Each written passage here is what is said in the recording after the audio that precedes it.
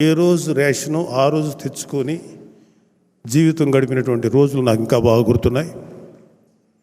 అలాగే మా పెద్ద చెల్లెలకి ఒంట్లో బాగలేకపోతే హాస్పిటల్కి తీసుకెళ్ళి చూపించడానికి కూడా ఒక 5 రూపాయలు కూడా లేనటువంటి పరిస్థితులు మాకు జరిగినాయి.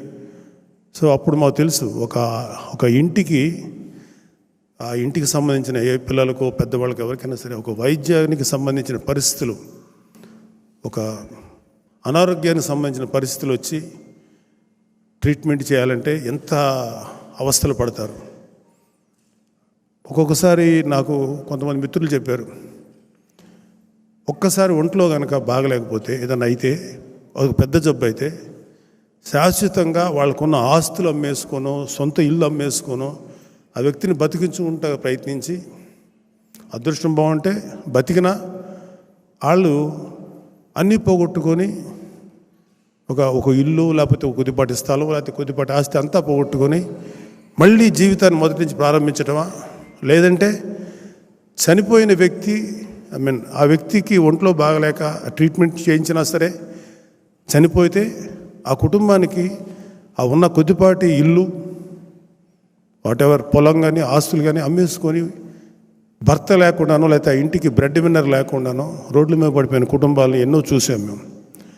బహుశా మన నాయకుడు పవన్ కళ్యాణ్ గారు ఇలాంటివి కోకొలలు చూస్తుంటారు. అందుకని ఆయన మనసు కరిగి ఆయనకు ఏదైనా చేయాలన్న ఆలోచన వచ్చినప్పుడు ఆయన ఆలోచన నుంచి వచ్చినటువంటి ఈ గొప్ప కార్యక్రమమే జనసేన క్రియాశీలక మెంబర్షిప్ కార్యక్రమం. మీరందరూ కూడా ఎవరైతే కట్టుకోగలిగే వాళ్ళు రెన్యూవల్ చేసుకోండి. ఒకవేళ ఎవరైనా కట్టుకోలేకపోతే బాగా పేదరికంలో ఉంటే మనకి ఇవాళ జనసేనకి బలమైన నాయకులు ఉన్నారు అన్ని నియోజకవర్గాల్లో. వాళ్ళకి జనసేన క్రియాశీలక సభ్యత్వం తీసుకోవాలని అనిపించిన ఒక 500 కూడా కట్టలేని పరిస్థితిలో ఉన్న వాళ్ళకి ఒక్కొక్క కార్యకర్త, అంటే కాస్త సంపాదించుకున్న కార్యకర్త కానీ, డబ్బున్న కార్యకర్త కానీ, నాయకులు కానీ, వీర మహిళలు కానీ, ఒక వ్యక్తికి మీరు స్పాన్సర్ చేయండి ఒక 500 రూపాయలు. అక్కడ మీరు స్పాన్సర్ చేసి వాళ్ళు మెంబర్స్ అవుతారు. ఎట్ ద సేమ్ టైం వాళ్ళకి ఒక భద్రత కల్పించిన వాళ్ళు అవుతారు.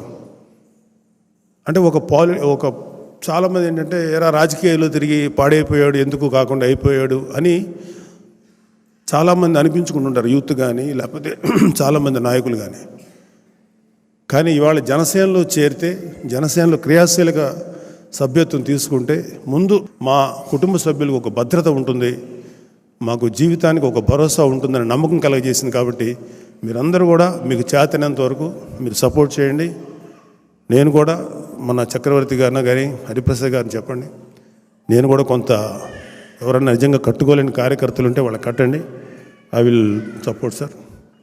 ఏమైనా ఉంటే నాకు చెప్పండి, నేను కొంతమందికి చేస్తాను. నిజంగా ఇవాళ ఒక ఉన్నతమైనటువంటి వ్యక్తిత్వం, మానవత్వం, త్యాగనిరతి, గ్రేట్ క్యారెక్టర్ ఉన్న పవన్ కళ్యాణ్ గారు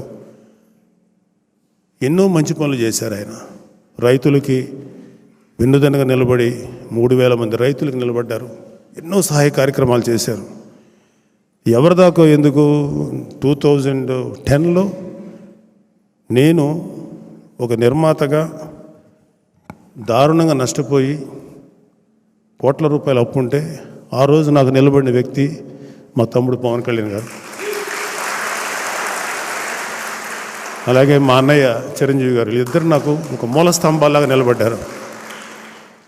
సో వాళ్ళు ఇచ్చినటువంటి లైఫ్ నాకు ఇది.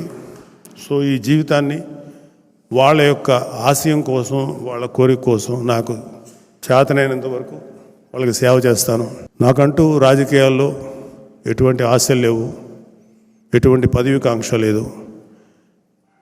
ఈ పార్టీకి అంటే నేను ఒకటి నేర్చుకున్నాను లైఫ్లో, అయితే నువ్వు చాలా గొప్పవాడి అవ్వటానికి ట్రై చేయండి, ఎవరైనా సరే తప్పులేదు, అది చాలా గ్రేట్. కానీ నాకు అంత కెపాసిటీ లేదు, నేను గొప్పవాడిని అవ్వడానికి చేసే అంత దమ్ము నాకు లేదు. కానీ నువ్వు గొప్పవాడి కాకపోయినా ఒక గొప్పవాడికి అండగా నిలబడు, సపోర్ట్గా నిలబడు. నేను అది చేయగలిగాను. సో పవన్ కళ్యాణ్ గారి ఆశయం కోసం ఆయన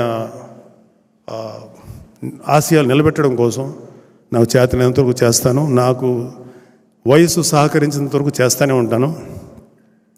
కానీ నిజంగా ఇవాళ మన అదృష్టం కూటమి ప్రభుత్వం రావటం, అలాగే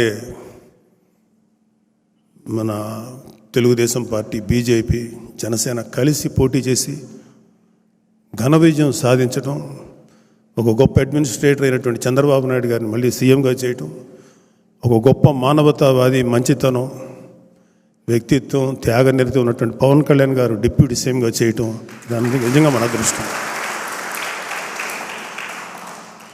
సో వచ్చి నెల, అంటే ఇది out of the context, sorry to say this, వచ్చి 30-40 డేస్ అవుతుంది ప్రభుత్వం ఏర్పడి.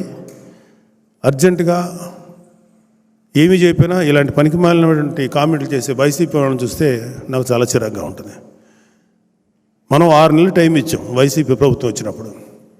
వాళ్ళు కనీసం 1 మంత్ కూడా టైం ఇవ్వకుండా కాట్ల కుక్కల్లాగా మీద పడుతున్నారు కూటమి ప్రభుత్వం మీద. పర్వాలేదు, మీరు పడండి, మిమ్మల్ని మీ పరిస్థితిని బట్టి మీకు యాంటీ రాబీస్ ఇంజెక్షన్ ఇవ్వటమో, లేకపోతే మీరు చేసిన యాదవ పనులకి తన్ని మీ నేరాలకి తగిన బుద్ధి చెప్పి లోపల వేయటమో జరుగుతుంది. దాంట్లో డౌట్ లేదు. ఏ ఒక్క వైసీపీలో ఉన్నటువంటి వ్యక్తి, క్రైమ్ చేసిన ఏ వ్యక్తి కూడా తప్పించుకోలేడు. రాబోయే 5 ఏళ్లలో మీరు చేసుకున్న కర్మకి మీరు అనుభవించాల్సిందే శిక్ష. ఎవరి మీద వ్యక్తిగతంగా మేము ఎటువంటి నేరారోపణలు చేయము, మేము ఏ వ్యక్తిని టార్గెట్ చేయము. కానీ మీరు చేసిన ప్రతి పనికి మీరు సమాధానం చెప్పుకోవాల్సినటువంటి రోజు నాకు తెలిసి 1 or 2 yearsలో వస్తుంది. అదే దట్ డిపెండ్స్ అపాన్ వాళ్ళ గ్రావిటీ, వాళ్ళు చేసిన నేరాలు ఎట్లా ఉంటాయి వాటిని బట్టి. అంటే నేను ఎందుకు చెప్తానంటే, ప్రజలకు ఎటువంటి ఉపయోగపడకపోగా వాళ్ళ జోబులో నుంచి ఈ వైసీపీ నేతలు కానీ, జగన్మోహన్ రెడ్డి లాంటి వాళ్ళు కానీ, వాళ్ళ జోబులో నుంచి 10 రూపాయలు ఇవ్వటం నేను ఇంతవరకు ఎక్కడా చూడాల. పైగా ప్రజల కోసం నిలబడి గత 15 ఏళ్ళ నుంచి, 10 ఏళ్ళ నుంచి పార్టీ పెట్టి 15 ఏళ్ళ నుంచి రాజకీయ అనుభవం ఉన్న పవన్ కళ్యాణ్ గారు ఎన్నో మాటలు పడ్డారు, ఎన్నో తిట్లు తిన్నారు. సరే, ఇవన్నీ పార్ట్ ఆఫ్ ద లైఫ్. నేను ప్రజల కోసం సేవ చేద్దామని ముందుకు వచ్చినప్పుడు